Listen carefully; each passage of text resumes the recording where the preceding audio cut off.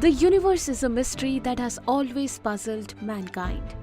How was it created? And who is responsible for creation? In Hinduism, there are many theories about how the universe was created in the earliest days. Let's explore some of them.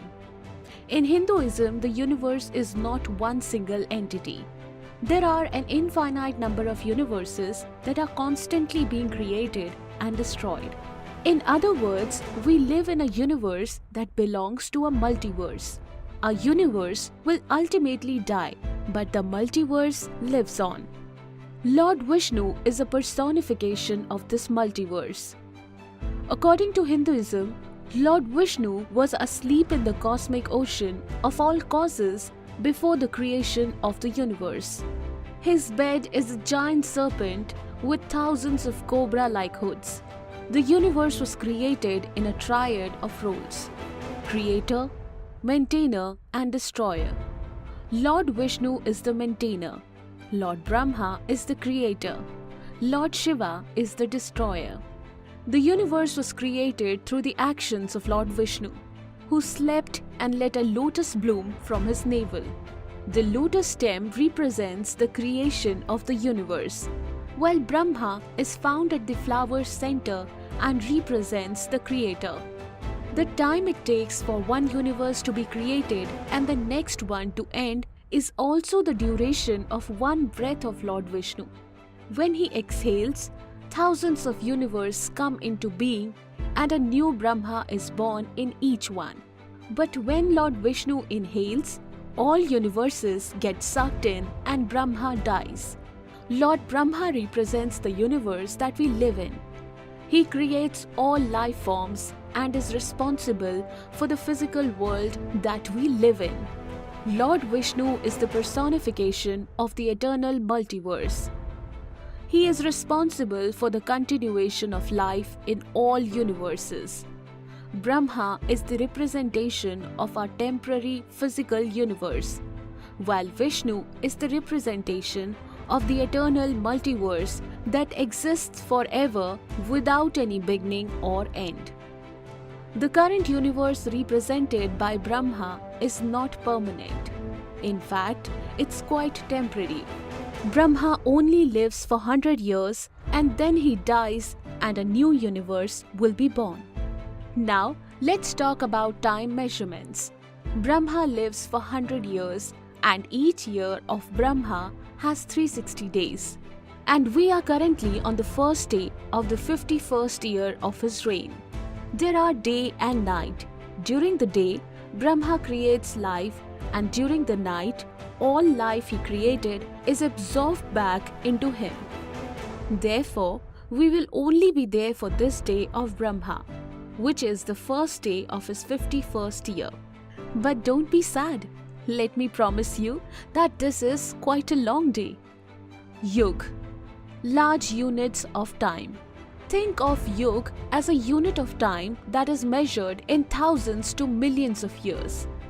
The Vishnu Puran, an ancient Hindu text, has details about these Yug measurements.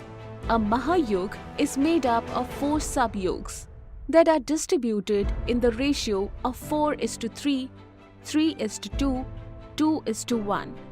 In a Mahayug, the Kali Yug is the shortest yug and lasts for 432,000 solar years, followed by the Dwapar Yug, which is twice as long as 864,000 years. Then there's Treta Yug at 12,96,000 years, and finally the Satyug, which is 17,28,000 years. So in all, a Mahayug on Earth lasts for 4.32 million years. Manvantar, the next major unit of time after a Mahayug in ancient Indian text, is called Manvantar. At the beginning of a Manvantar, new life forms are created, and at the end of it, those life forms are destroyed. This is how the cycle of life goes on in the ancient Indian texts. One Manvantar is said to last for 71 Mahayug, or 71 multiplied by 4.32 million years. This works out to be around 306.72 million years in total. According to these ancient texts, all life on Earth will eventually be destroyed after 306.72 million years of evolution. Interestingly, around 252 million years ago, the Earth experienced its largest mass extinction event. Most species on Earth were killed, including nearly 90% to 96% of all insects. This was also the only mass extinction period of insects on Earth. After each mass extinction of life forms, there is a period of recovery called Sandhikal. This period lasts for one Satyug or 1.728 million years. According to the latest estimates from modern science, it is believed that it took around 10 million years for life on Earth to recover after the Permian-Triassic extinction event. As you can see, it took our planet 10 million years to get back to its feet after suffering the greatest mass extinction in history. Kalp, Day of the Brahma or Universe. The universe has a day too. Just like our day on Earth is called Kalp, the time period for one Kalp is said to be equivalent to 14 Manvantars and the Sandhikal. So, there are 14 Manvantars and 15 Sandhikals in a Kalp. During the Sandhikal before the first Manvantar, no life has evolved yet. So, one Kalp equal to 14 multiplied by 306.72 million years plus 15 multiplied by 1.728 million years, which makes it one Kalp equal to 4.32 billion years. On the universal scale, one day is said to be 4.32 billion years long. This day is divided into a period of creation, where life forms are created, and a night period during which no creation takes place. Each of these periods is also 4.32 billion years long. In other words, one day of Lord Brahma on the universal scale is 8.64 billion years long. It's interesting to note that, according to modern scientific discoveries, the oldest life form on the Earth is 4.28 billion years old. Mahakalp, Kalp, a unit at universal scale, is further extended with days and years similar on Earth, so that a month at the universal scale is 30 Kalp, that is 30 universal days, and a year at the universal scale is 12 such universal months. This enables life forms to rise and fall in accordance with the karma they have earned. On the universal scale, 100 years are defined as the lifespan of a universe. This is called a Mahakalp. A universe is said to end at the end of its 100 years of age. So, the lifespan of an entire universe is 8.64 multiplied by 30 multiplied by 12 multiplied by 100 billion years, which totals to around 311.04 trillion years. The ancient Indian texts says that our universe is currently on the first day of its 51st year. During this day, we are in the Kali Yuga of the 28th Mahayuga of the 7th Manvantar. So, we have come to the calculation once again. According to ancient Indian texts, the age of the universe is 50 universal years plus 6 Manvantars plus 7 Sandhikal plus 28 Mahayuga.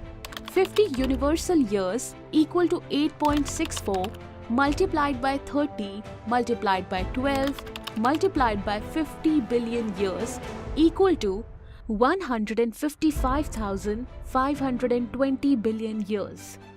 6 Manvantars. 6 multiplied by 306.72 million years equal to 1,840.32 million years. 7 Sandhikal. 7 multiplied by 1.728 million years equal to 12.096 million years. 28 Mahayug. 28 multiplied by 4.32 million years equal to 120.96 million years. So, the age of the universe as per ancient Hindu texts is 157.49 trillion years. Modern science tells us that the universe is around 13.799 billion years old. However, ancient Indian texts predict a much longer timeline. Ancient Indian texts says that the age of the universe is around 311 trillion years. This video is only an attempt to appreciate the great scale of time on which ancient Indians were working. We do not come across any other ancient civilizations that talk in terms of billions or trillions of years of calculations with specific names given to such large periods of time. Like the famous American cosmologist Carl Sagan said in his book Cosmos, the Hindu religion is the only one of the world's great faiths dedicated to the idea that the cosmos itself undergoes an immense, indeed an infinite, number of deaths and rebirths. It is the only religion in which the time scales correspond to those of modern scientific cosmology. Its cycles run from our ordinary day and night to a day and night of Brahma, 8.64 billion years long. Longer than the age of the Earth or the Sun, and about half the time since the Big Bang. Thank you so much guys for watching this video. If you liked it, like, comment and subscribe if you haven't already.